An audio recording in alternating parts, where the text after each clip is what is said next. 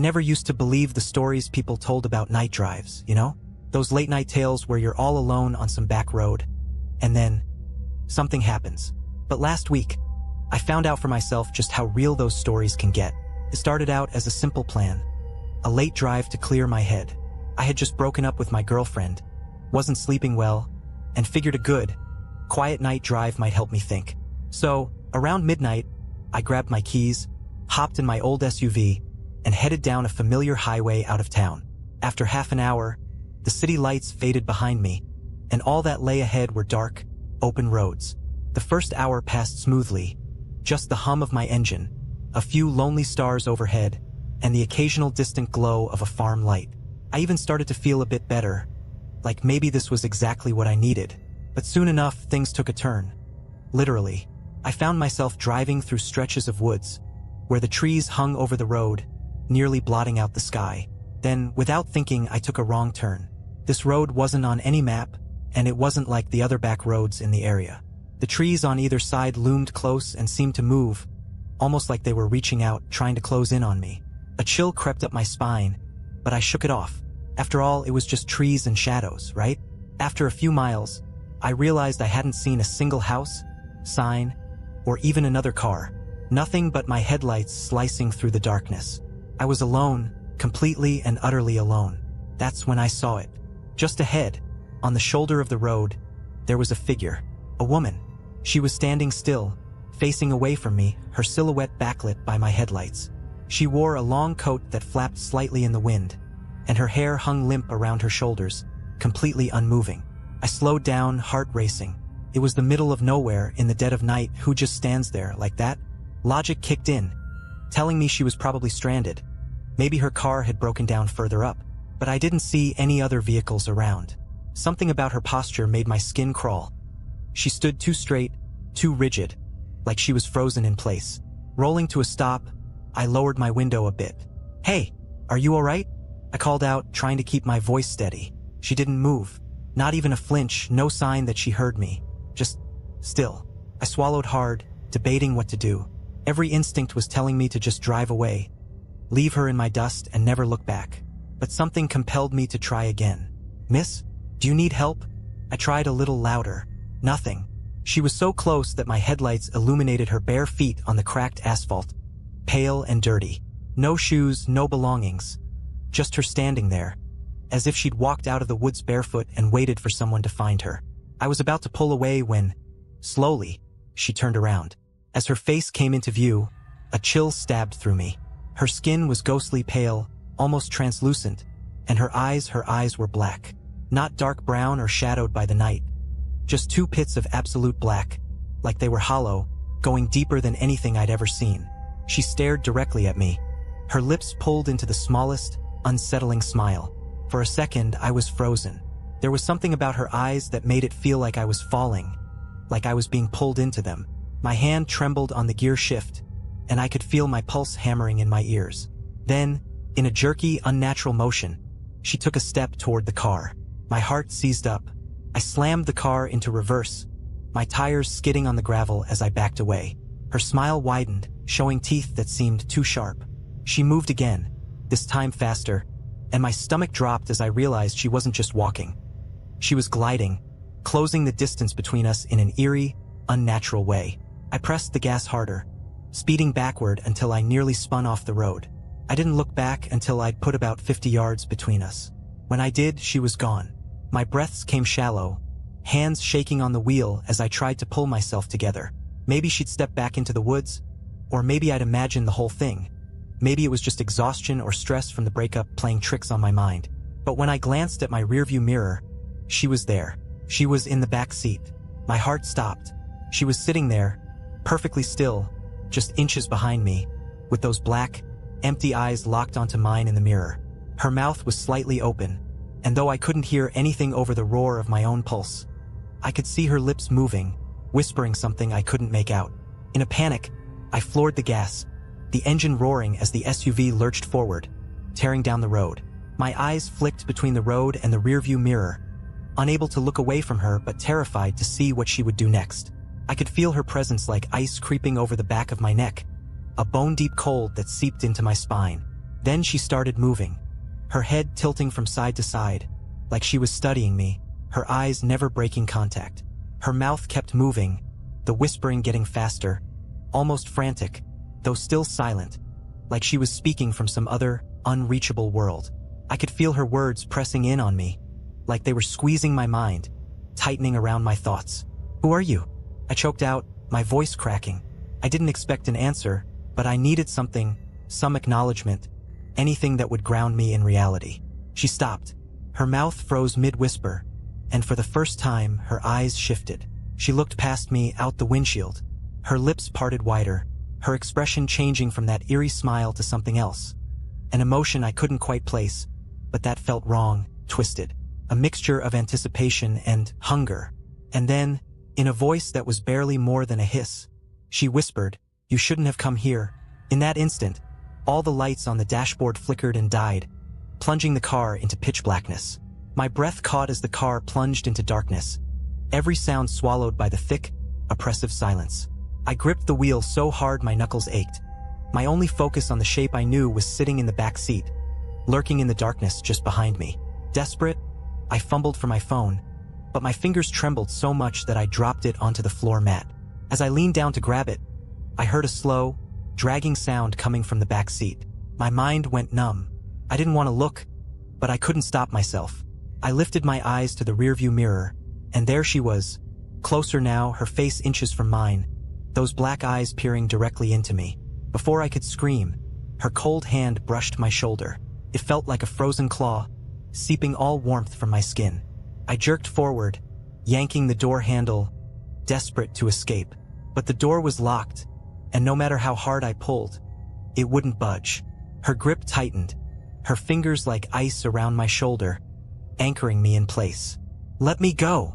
I shouted, my voice sounding weak and hollow in the confined space. She tilted her head again, that horrible smile creeping across her face as if my terror was something she could taste. "You can't leave now," she whispered, her voice low and echoing, like a draft passing through a long-forgotten hallway. "Not after you've seen me." The words echoed in my skull, filling me with a dizzying, consuming dread. I forced myself to look back at the road, praying that if I just kept driving, I'd somehow shake her loose. Then, suddenly, she leaned in close, her icy breath grazing my neck, and whispered something that still chills me to the bone. "Look outside." Against every instinct, I turned my head, and what I saw made my blood run cold. The road had disappeared. The road was gone. My headlights cut through nothing but an endless, suffocating fog, a swirling gray void stretching in every direction. The trees, the asphalt, the familiar lines that should have been guiding me, they had all vanished, swallowed up by an impossible expanse that had no beginning or end. My stomach twisted. I felt trapped in some other place, like I'd driven right out of the world I knew and into a nightmare that didn't want me to leave. In the mirror, she was still there, watching me with those dark, hollow eyes, her mouth twisted into that grotesque grin. Slowly, she leaned forward, her lips just inches from my ear. "Do you understand now?" she whispered. Her voice was an icy breeze, each word creeping into my bones. "You came here. You wanted this. I don't know what you mean," I shouted, trying to fight the rising panic clawing at my throat. "I just took a wrong turn. I didn't mean to." "Didn't you?" Her voice interrupted, cold and mocking. "Or have you been searching for this your whole life? For something to fear, something to make your heart race, something real?" Her words burrowed into my mind like icy needles, sharp and relentless. She was right. In a way, I had been looking for something. That thrill, that edge of danger. But this wasn't a thrill. This was real, and every second spent in her presence was draining the life out of me. Without thinking, I gripped the wheel harder, pressing the gas in a desperate attempt to escape this fog, this endless nothingness.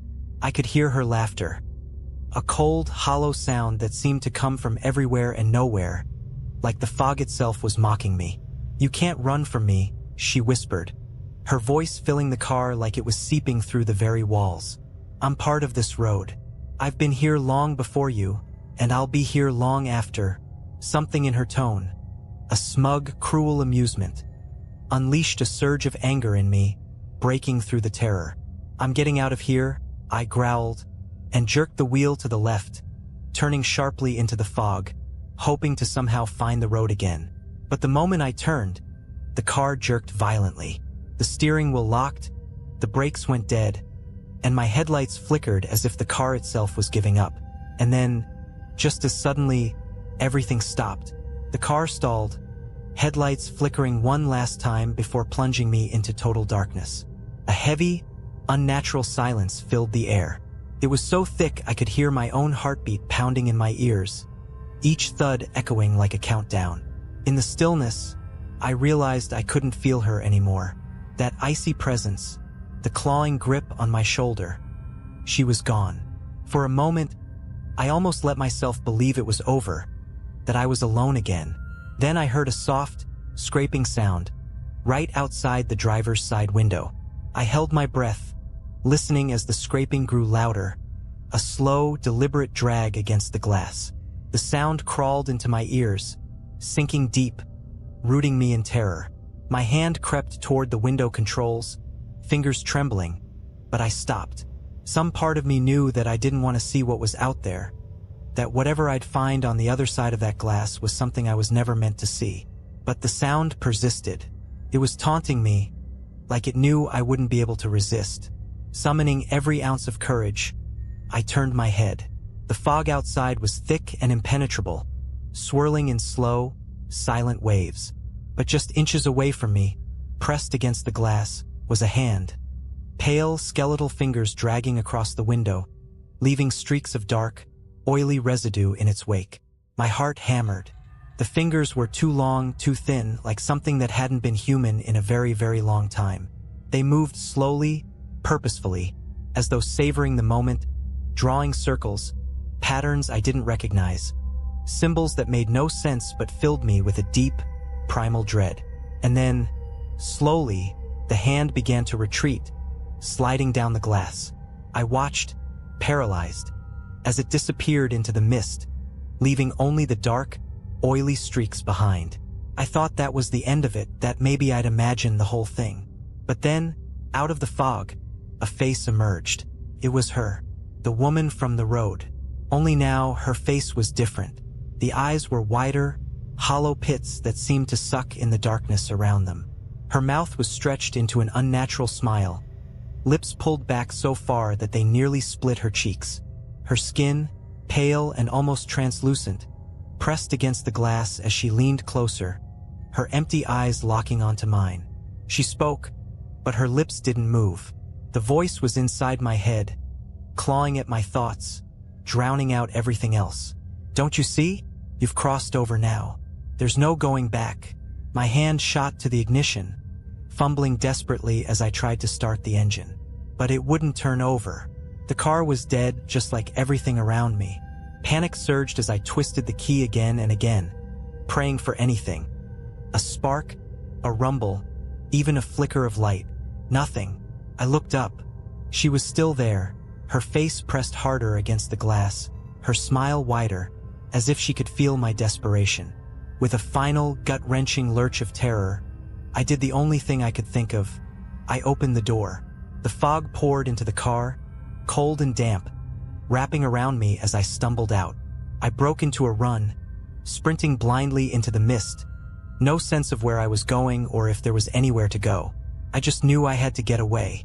But the further I ran, the thicker the fog became, swirling around me like a living thing, wrapping tighter and tighter until I could barely see my own hands. My footsteps echoed in an endless void, each step sounding farther away, like I was drifting out of myself, deeper into some place where time and distance didn't matter. Then, somewhere in the fog, I heard her voice again, soft and mocking, drifting closer with every word. "You can run, but you'll never leave. You're part of this road now, just like me." And that's when I saw them. Figures emerging from the fog, one by one, lining the edges of this endless, empty road. Faces pale and hollow, eyes black as pitch, mouths stretched wide in silent screams. They watched me, motionless, as if they'd been waiting for me all along. I stumbled backward, heart hammering, breath coming in short, panicked gasps. I turned to run the other way, only to see her standing directly in my path, smiling that same twisted smile. Her eyes were wide, hungry, as if she'd been waiting for this moment. "Welcome to the road," she whispered, her voice echoing through the fog. "You'll be here forever." And then, everything went dark. I don't remember how long I was out. When I came to, I was lying on the cold asphalt, staring up at a sky as black and empty as her eyes had been. The fog was gone, but everything was silent. Too silent. I sat up slowly, feeling every muscle in my body ache as if I'd been frozen there for hours. My car was still there, a few feet away, headlights dim but flickering as if they were struggling to stay alive. The fog had left strange smears across the windows and body, dark, oily streaks and shapes I couldn't quite make out, but they filled me with that same deep, bone-chilling dread. Shakily, I got to my feet, glancing around. The figures that had been watching me were gone. It was just me, my car, and an endless empty road stretching out in both directions under that impossibly dark sky. I wanted to believe I just had some kind of breakdown or vivid nightmare, that everything I'd seen was just my imagination, some trick my mind had played on me. But deep down, I knew that wasn't true. With trembling hands, I climbed back into the driver's seat. The engine sputtered to life on the first try, as if the car itself was as desperate to leave this place as I was. I didn't waste any time. I slammed the car into drive and sped down the road, refusing to look back, refusing to even glance at the mirrors. The road felt endless, and the darkness pressed in on every side, swallowing up my headlights as if I was driving through the belly of some great, ancient beast. I drove for what felt like hours, hands clenching the wheel so tight they began to cramp, my eyes glued to the road ahead, waiting, dreading, for her face to reappear. Finally, a faint glow appeared in the distance. Streetlights, the familiar golden glow of civilization. Relief flooded over me, and I pressed the gas harder, desperate to reach the safety of those lights, of anything that looked remotely like normal. As I crossed under the first streetlight, everything changed. The hum of insects, the distant hum of traffic, the faint smell of gasoline and asphalt. All of it hit me at once, grounding me, pulling me back to reality. I glanced in the rearview mirror, half expecting to see her face leering back at me. But there was nothing, just an empty, ordinary road stretching out behind me. I kept driving until I reached the city, the familiarity of buildings and street signs calming my nerves.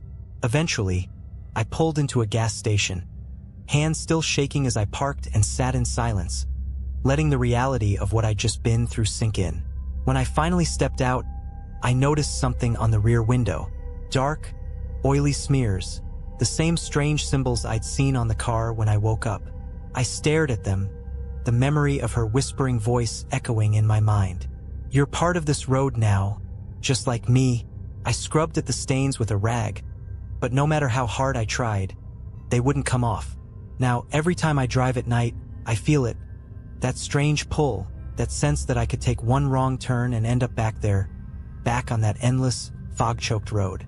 And every so often, I catch a glimpse of something in my rearview mirror.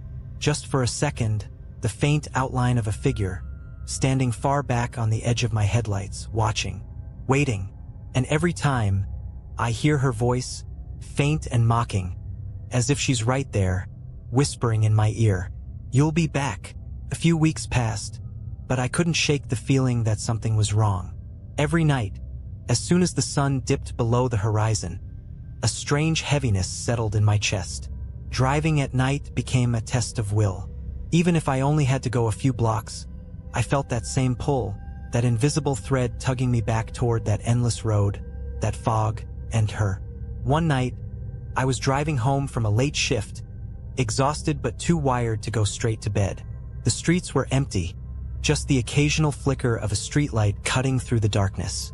I was lost in my own thoughts, replaying that night over and over, when something caught my eye in the rearview mirror. It was the barest hint of movement, a flicker, like a shadow that didn't belong. I glanced up, heart pounding, and there she was, In the distance, standing dead center in the middle of the road, her pale figure illuminated just briefly by my brake lights before disappearing into the shadows. My stomach twisted. It was impossible. I'd left her behind. I'd escaped, hadn't I? But as I stared into the mirror, dread wrapped around me, squeezing the air from my lungs. She was still there, her form half hidden in the darkness, her face barely visible. Just the glint of her eyes, empty and endless, and that smile, a slit of darkness that seemed to widen, mocking me, reminding me that I was never really free. I tried to speed up, but the car felt heavy, like something was pressing against it, dragging me backward. The lights on the dashboard flickered, and the familiar static crackled through the radio, filling the car with that chilling hum, that endless hiss of white noise. I was gripping the wheel so hard my knuckles turned white, my gaze darting between the road ahead and the mirror. My mind raced, trying to convince myself it was a trick of the light, a hallucination born of exhaustion and fear. But every time I looked back, she was closer. Each glance brought her nearer, her face coming into sharper, more horrifying detail. The gaunt, lifeless features, the twisted smile, and those eyes that seemed to pull me into a depth I could never escape. Then the static grew louder, drowning out everything else. My vision blurred, and for one horrifying moment, I couldn't tell where I was. The road, the car, the city, all of it faded, replaced by a thick, suffocating fog. I was back on that road. My heart hammered as I gripped the wheel, desperately trying to fight the pull, but it was no use. The fog wrapped around the car like tendrils, pressing in on me, filling the air with that familiar, icy chill. I looked into the mirror again, and this time she wasn't far behind me. She was right there, her face filling the glass, close enough that I could see the dark hollows of her eyes and the cracked, broken skin around her mouth. "Welcome back," she whispered, her voice slicing through the static, cold and hollow. I slammed my foot on the brakes, but the car didn't stop. It kept rolling forward, deeper into the fog, deeper into that endless, empty road. My headlights flickered and dimmed, and in the faint glow, I saw them. The figures lining the sides of the road, their hollow eyes watching, their twisted, silent faces locked on me as I passed. "You're one of us now," her voice echoed, growing louder, as if it was coming from inside my head. I looked in the mirror one last time, and saw her smile spread wider, impossibly wide, stretching across her face until it was nothing but darkness. And then, everything went black. When I came to, I was back on the familiar city street, my car idling at a stoplight. My hands were cold, my body drenched in sweat, and the memory of that road, that fog, and her face burned into my mind. I glanced around, hoping it was over, that I was really back. But in the rearview mirror, smeared across the back window, were those same oily symbols. Now, I don't drive at night. I can't. Because every time I sit behind the wheel after dark, I feel it. The pull of that road, calling to me. And I know that someday, whether it's tomorrow or years from now, I'll take that wrong turn again. And this time, I might not come back. But avoiding night drives didn't end the nightmares. Every time I closed my eyes, I'd see her face looming out of the fog, those hollow, black eyes pulling me into their depths. I'd wake up in a cold sweat, gasping for air, with her whisper still ringing in my ears. "You're one of us now." It got so bad that I started leaving every light in my house on at night, as if somehow that would keep her and that cursed road from finding me. I even sold the car, convinced that maybe it was connected to whatever happened to me. But none of it made a difference. The pull was still there, like a weight pressing on me, dragging me back to that impossible stretch of road. The final straw came one night when I was staying at a friend's place, hoping that maybe being around someone else would keep the nightmares away. We had stayed up late watching movies, and I'd finally started to feel a little at ease. But around 2 a.m., just as I was drifting off on the couch, I heard it, that static. It started faint, like the hum of an old television, growing louder until it filled the room. My heart pounded as I sat up, glancing around. The sound wasn't coming from the TV or the radio. It was just there, filling the air, vibrating in my bones. I looked over at my friend, but he was fast asleep, completely unaware of the noise that was now rattling my skull. Then I heard her voice, woven into the static, whispering from somewhere just beyond my sight. "It's time." I scrambled off the couch, heart racing, stumbling toward the door. But as I reached for the handle, the air grew cold, freezing, and the lights flickered. I stopped dead, my breath visible in the icy air, and in that moment, I knew she had found me. With a trembling hand, I slowly turned around, and there, in the dim, flickering light, she was standing at the end of the hallway, half hidden in shadow, her black eyes fixed on me. Her mouth twisted into that same sickening smile, and she took a slow, deliberate step toward me. My knees went weak. I backed away, hands fumbling for the door handle, but it wouldn't budge. The static grew louder, filling my head, drowning out my thoughts, until her whisper cut through again, clear and cold. "You belong to the road." My vision blurred, the walls around me fading, melting away into darkness, until I was no longer in my friend's house. I was back on that road, the fog thick around me, her figure drifting closer with every step. My body felt paralyzed, rooted to the spot as she approached, her smile widening as if she could taste my fear. The last thing I remember was her reaching out, her icy fingers brushing my cheek, her voice wrapping around me like a shroud. "Welcome home." I woke up hours later, lying in the middle of a deserted road, my clothes damp from the morning dew, with no memory of how I got there. I stumbled to my feet, disoriented, and realized with horror that I recognized the place. The empty stretch of road, the fog hanging in the trees, the silence pressing down like a weight.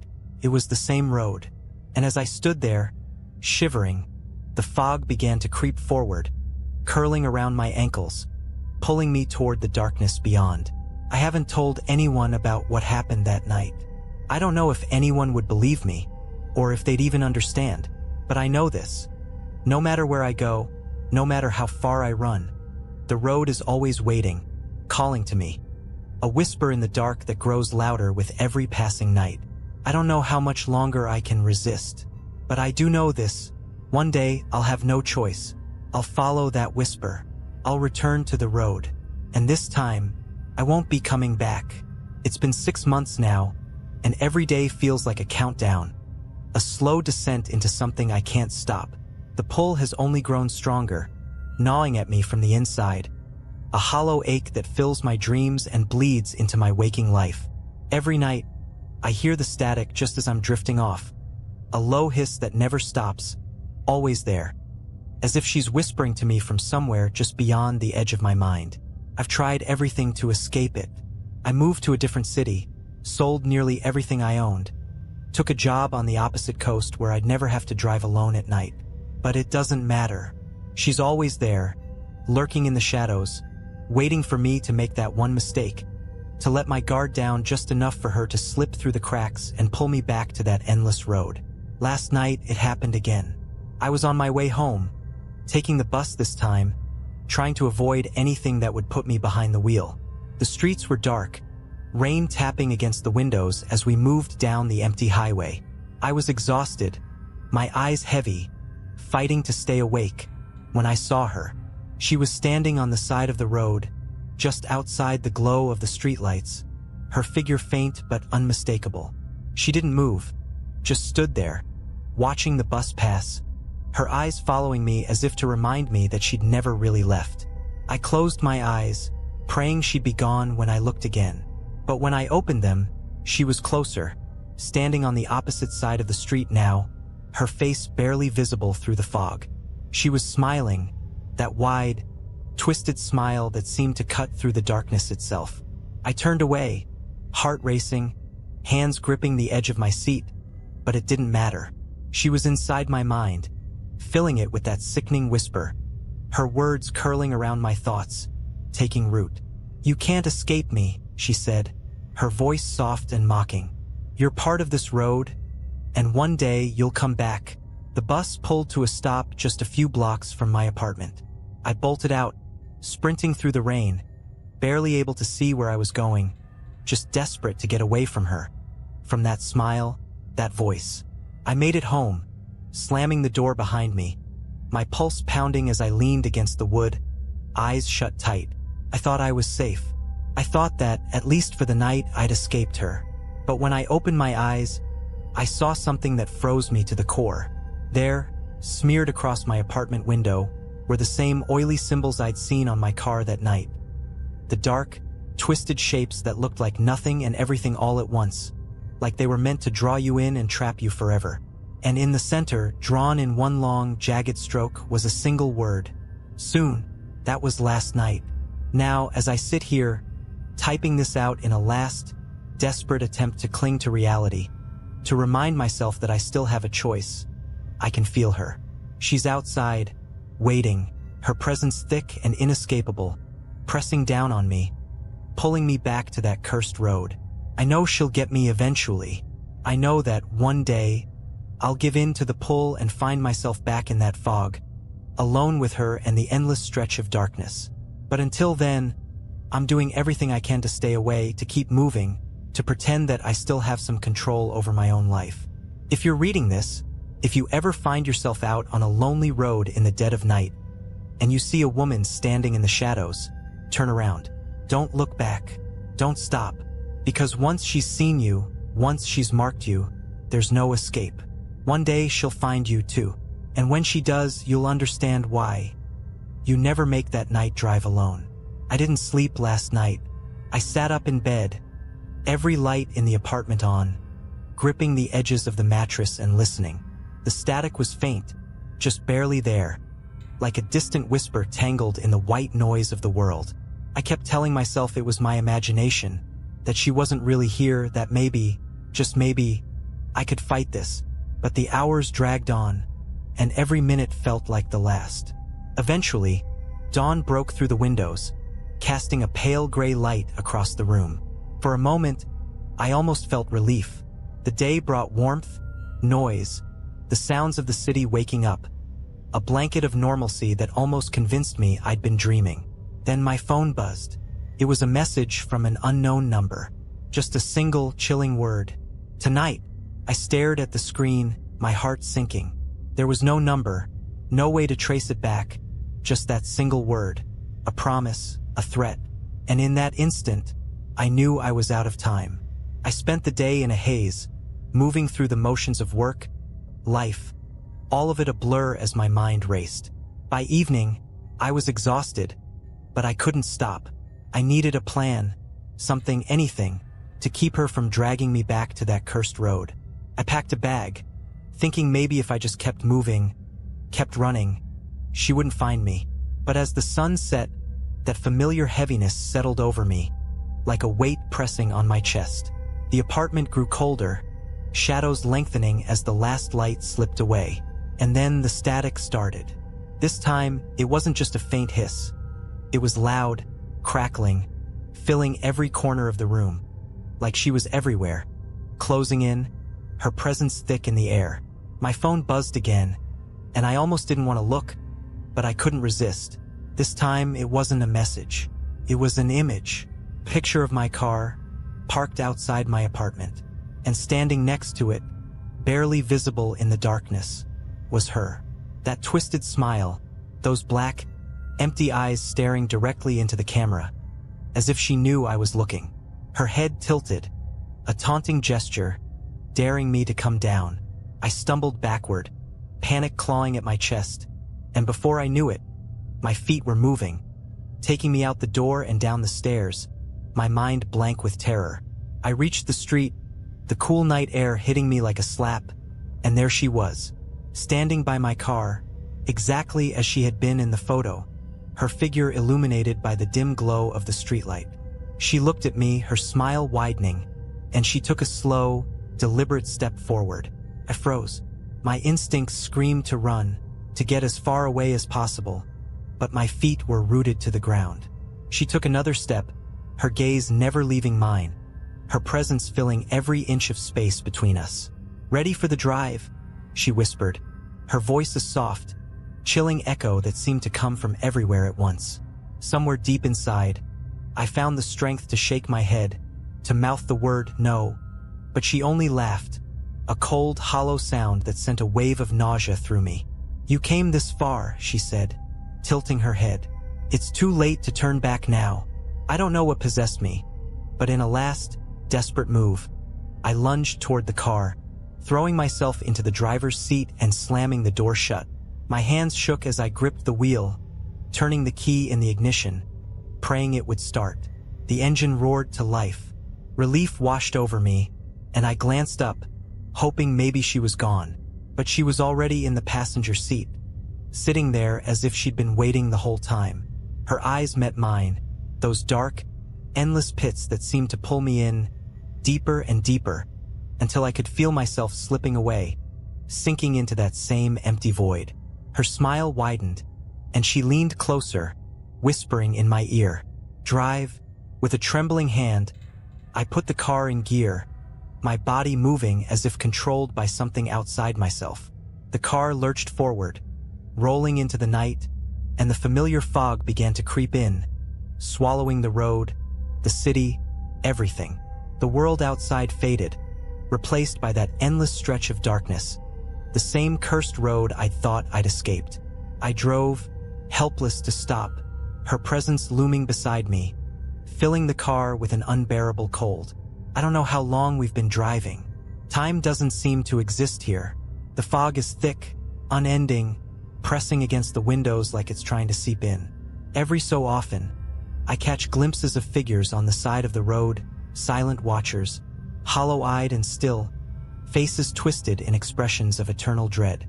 And deep down, I know I'm one of them now. I've been driving forever, and I'll drive forevermore, lost on this road that has no end, in the company of the woman who haunts my every mile. I don't know if anyone will find this message, if anyone will understand what I've become. But if you're reading this, if you ever feel that pull to take a night drive, to explore the quiet roads when the world is dark and silent, don't. Because once you're on this road, there's no turning back. You'll be here with us, forever. The truth is, I don't know how I'm sending this, or if it'll even reach anyone who can help. I keep coming back to this phone, watching my fingers type out words I barely understand. Maybe it's some last act of defiance, or maybe she's letting me do it, knowing full well that no one will ever believe me.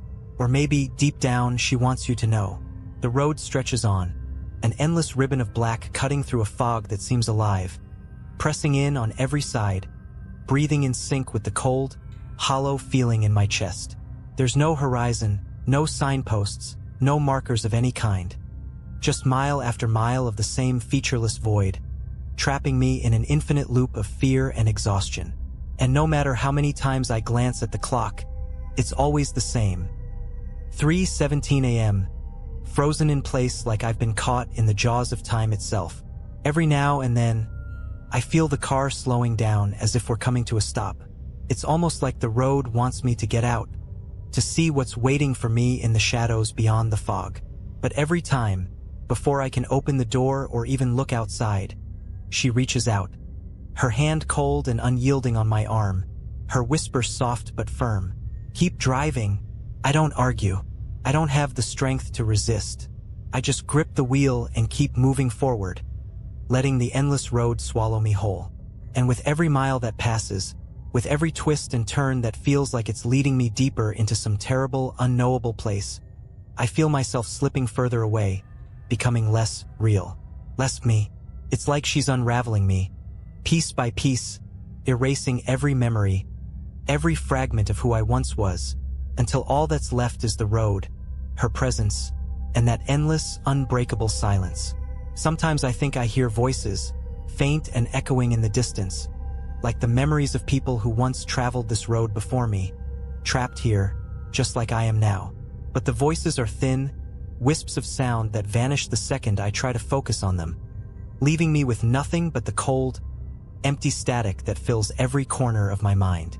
I wonder if this is what it means to be a ghost, to be caught in a place that doesn't exist, bound to a fate that you can't escape, forever reliving the same nightmare over and over again. I wonder if that's what she is. A ghost, a memory, a piece of something that once lived but was twisted, pulled back by this road, transformed into something dark and hollow. And I wonder if that's what I'm becoming, too. The fog thickens, swallowing the car in an impenetrable gray haze. I can barely see the road anymore, just the faint outline of the pavement stretching out in front of me, leading me deeper, always deeper, into whatever darkness lies at the heart of this place. I glance over at her, hoping, praying for some hint of mercy, some sign that this will end. But she only stares back at me, her eyes empty, unblinking, a void that reflects nothing and sees everything. "Are you ready?"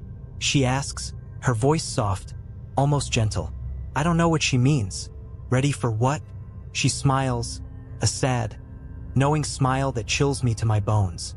To let go, she whispers, leaning closer, her breath cold against my skin. To become one with the road. I shake my head, clutching the wheel tighter, refusing to give in. But even as I fight, I can feel it happening, feel myself unraveling, fading into the fog, becoming just another part of this endless, haunted road. And in that moment, as the last shreds of my will slip away, I understand the truth. There is no escape. The road has claimed me. I don't know what keeps me going now. Maybe it's just habit. My hands locked on the wheel, my foot pressed to the pedal,